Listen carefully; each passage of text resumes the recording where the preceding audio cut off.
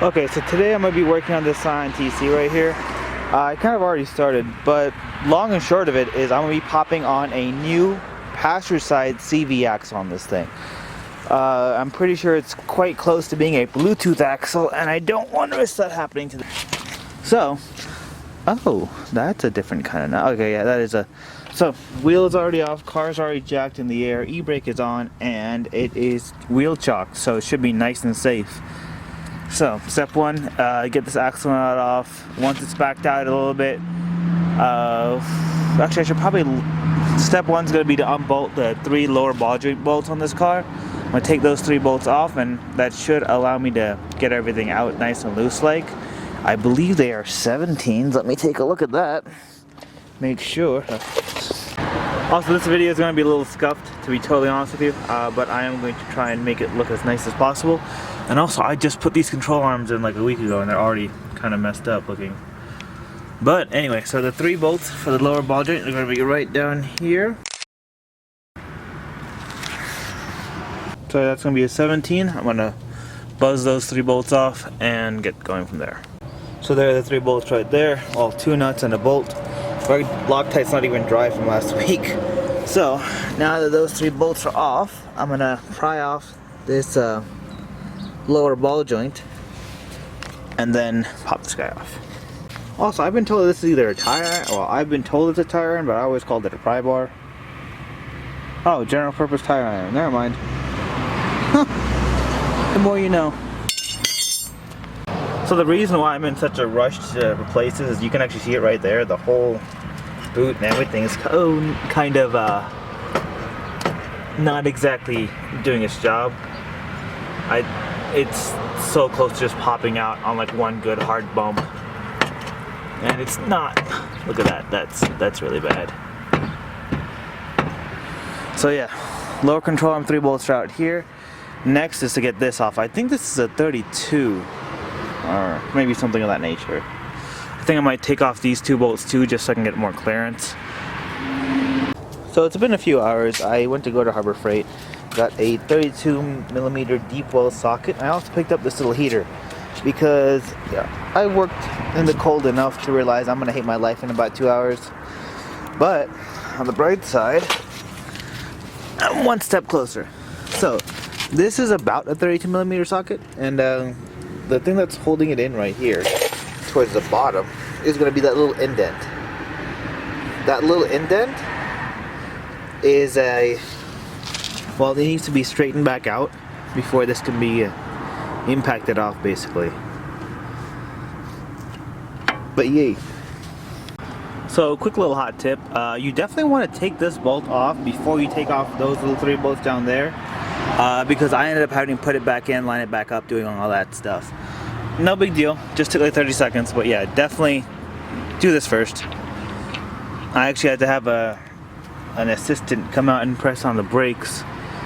So yeah, you might also want to maybe pop the center cap off the wheel while the car is still on the ground, then loosen the center nut and go from there. So at this part of the video I was going to say keep your axle nut on the CV axle, hit it with a hammer and it'll pop right out. But the second I pulled the lower ball joint out of the lower control arm, the whole thing just popped out. So yeah, it just fell out. So I was literally that close to being a Bluetooth axle in Cali. Anyway, so that part is out. I'm probably going to take this little dust shield off. Probably put the drain plug back on too, since I'm pretty much done with the oil draining thing. And go from there and start pulling out the center shaft. Oh shit, I hope this new axle comes with a seal.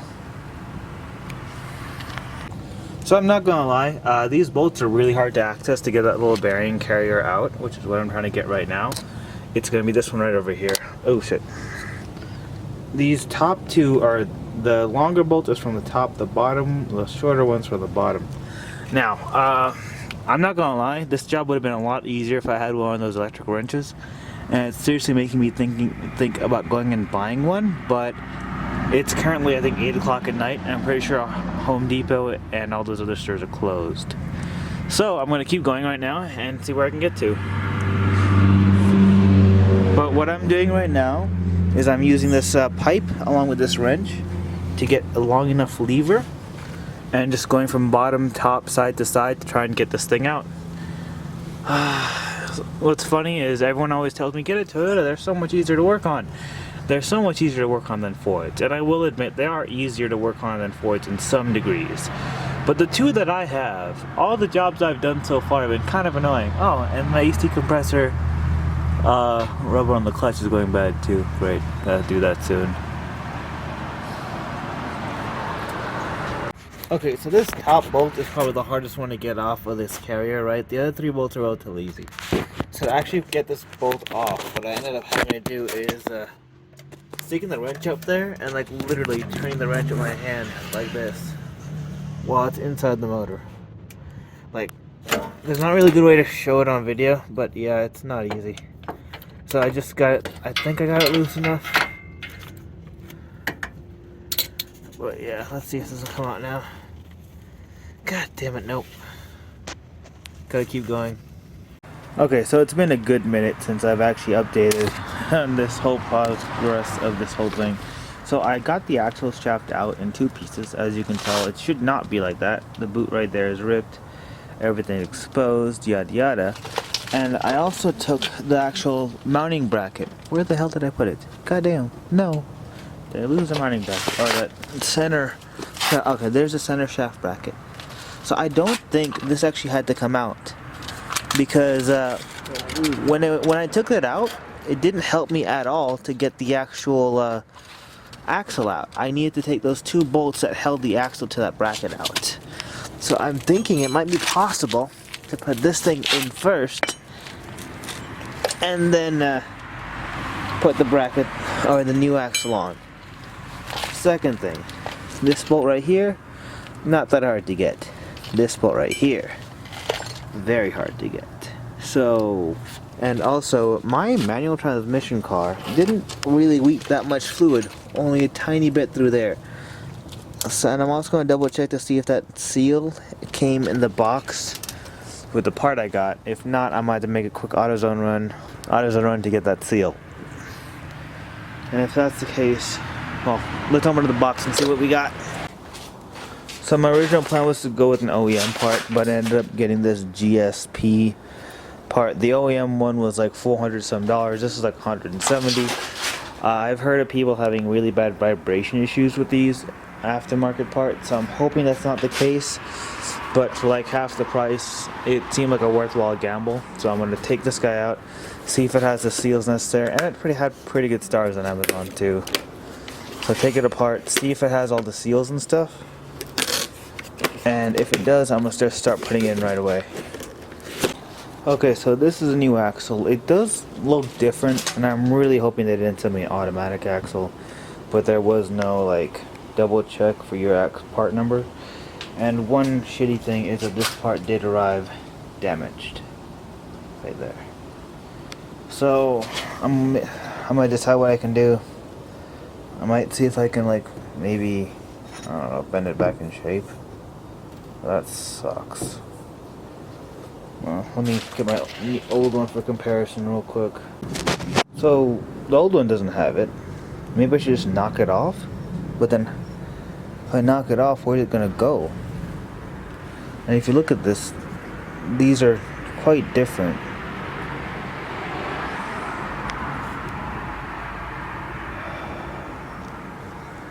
God damn it. Well, either way, the box doesn't come with the seal. It does come with the actual axle nut, so I'm going to head to AutoZone and go get the seal. See what I can do. Meanwhile, while I'm there, I'll check to see if there's two different part numbers for the axles for the manual and automatic, and go from there. So I have to be at work, or I have to start getting ready to go to work in like 4 minutes. And I've spent most of this time trying to round out and fix this dent in this part that I got. It's a little cover that goes over the seal on a CV axle. But yeah, I've gotten it almost all the way out, just a tiny little bit to go, then it should be perfectly round. I'm using an extension with like a 1/4-inch drive bit on it, wrapped in a towel so I don't mar the surface of the actual axle seal, or the axle. Okay, so this is where I'm going to go a little bit excessive. What I noticed, so this is a new seal right here, right? This should give you a pretty good example of what it is that's in your transmission aid to pull out.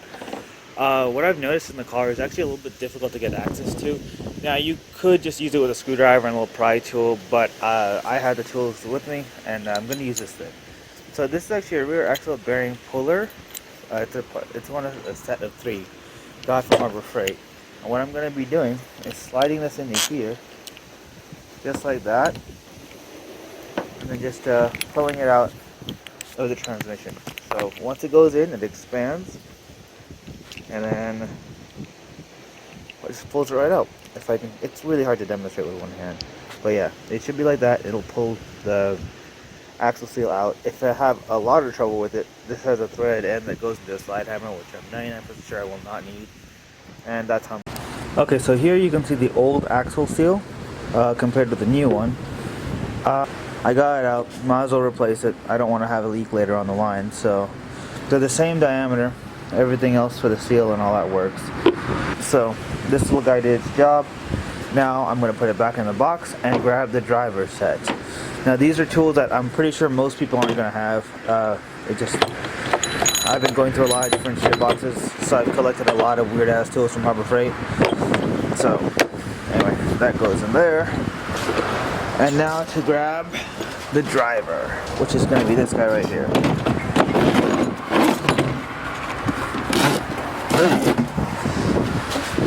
Okay, so here's a new seal. What I'm going to do is I'm going to place the old seal on top of it, and then use that to protect the seal while I use this guy and this guy to hammer it in. So hopefully that'll work, because I've already ruined one seal. Let's hope I don't ruin this one, because these things are they're not expensive, but they start to add up after a while. Then the next step is to lubricate the actual outer seal with bearing or with gear oil, which is what I'm going to use to refill the transmission since it is a manual car, and then clean the actual race that the bearing is going to be going in, or the seal is going to be going into, and then boom, pop everything back in. So I'm going to clean around it, make sure that there is no debris or anything that is, like, you know, going to affect the seal. I just want to say, CV axle seals, and just seals in general are quite possibly the worst job on cars ever, and I regret taking this out because it's a bitch to get the new one back in. And it's 10 o'clock, so it's time to get ready for work. Yay. Okay, so getting the new CV axle in is very easy from getting the old one out. Number one is you want to install this bracket right here, right after you put the seal in, before you put the actual CV axle in. So you install the seal, carefully press that in. You can see this new CV axle, that little shield thing that goes over the seal, doesn't actually contact it, so that's good. So seal first, then you install this bracket that holds the CV axle. Then it's just a matter of popping everything in. Now my last job is to put this axle lid on, and from there I'll start recording again. Oh, I also got to put some more gear oil in here. I'll explain that later. Okay, so the TC is almost done. I've got the new axle in, and I must say that installing the seal on the transmission was probably the worst part of this whole experience. But everything is torqued down. The lower ball joint bolts that bolt to the lower control arm were torqued down to about 66 foot-pounds, I think, and they're all red loctite in. This one was torqued down to 159 foot-pound. All I need to do now is beat this bolt back into place. Let's see, the bracket was just torqued down to hand tight. I didn't want to go too tight since it does bolt into the engine. And then the CV bracket to the CV axle to CV axle bracket bolts are also hand tight. I'm gonna, not hand tight, but snug. I'm gonna go back and retighten them just a bit more.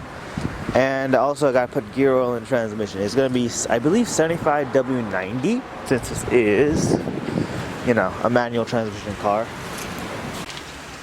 Okay, so the next step to this whole procedure is going to be to basically beat this in so it actually catches in this little groove right here. I'm going to use a screwdriver and a hammer, and hopefully that'll be good enough. Okay, so one thing that I want to kind of mention real quick. So when filling the transmission with gear oil, you're going to want to use 75W90, and you're also going to make sure the car is kind of level. So apparently I overfilled the ever-living crap out of this transmission because I put nearly like 3 quarts in it, and you can see right there it's dripping out the fill plug. Once I leveled the car out, I realized just how much extra I put in, It's been going for a couple minutes now, so I definitely put too much, but yeah. Either way, once this like stops dripping and it's totally full or in line with the weep hole, that's about how much you're supposed to have. This has literally been pissing oil like a little stream for a few minutes. And then I'm gonna double check all the bolts, put the oil back in the motor, put the plug back in. It should all be good to go. Actually, I should probably show where the drain or the fill plug is right there.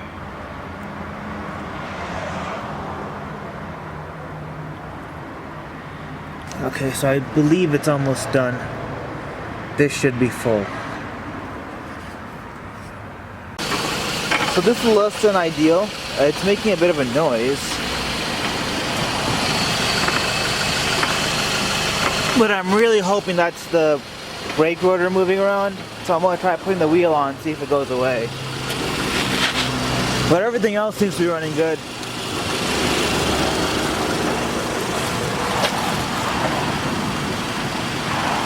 But I'm definitely hoping that it's the brake rotor. Okay, so I got the car up in the air. It's running in 5th gear at idle about 25 miles an hour. It's not making any noise, so I'm pretty sure that the sound was caused by the wheel not being on it and the brake rotor having play in it. So far everything sounds good. Okay, so I just realized I forgot to film an outro of this video, and yeah, it was really scuffed, and the image stabilization is probably terrible because I used my T6i without a gimbal.